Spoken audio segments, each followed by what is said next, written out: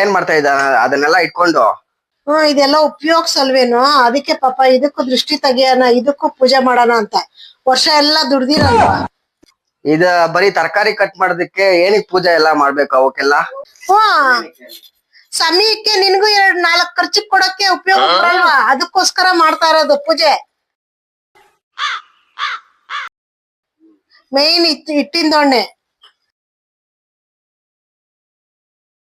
ನಿಂಬೆಹಣ್ಣು ಮೆಣಸಿನ್ಕಾಯಿ ಎಲ್ಲ ಅದೆಲ್ಲ ಏನಕ್ಕೆ ಇಟ್ಟಿದ್ಯಾ ಸುಮ್ನೆ? ದೃಷ್ಟಿ ತೆಗಿಬೇಕಲ್ವ ಇದಕ್ಕೆಲ್ಲ.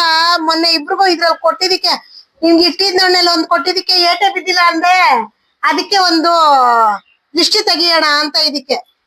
ಅಣ್ಣ ನನ್ನ ಕೈಲಿ ಆಯ್ತಾ ಇಲ್ಲ. ಹಣ್ಣುಗಳೆಲ್ಲ ಏನಕ್ಕೆ ಇಟ್ಟಿದ್ಯಾ ಸುಮ್ನೆ? ಜೋರಾಗಿ ಏಟ್ ಬಿಡ್ಲಿ ಅಂತ ಇಕ್ಕಿರೋದು, ಗೊತ್ತಾಯ್ತಾ? ಜಾಸ್ತಿ ಹೇಳಿದ್ ಮಾತ್ ಕೇಳಲಿಲ್ಲ ಅಂದ್ರೆ ಅದಕ್ಕೆ ಜಾಸ್ತಿ ಇಟ್ಟಿರೋದು. ಅಯ್ಯೋ ನಾನ್ ಸತ್ತೋಯ್ತೀನಿ ಕಣೆ.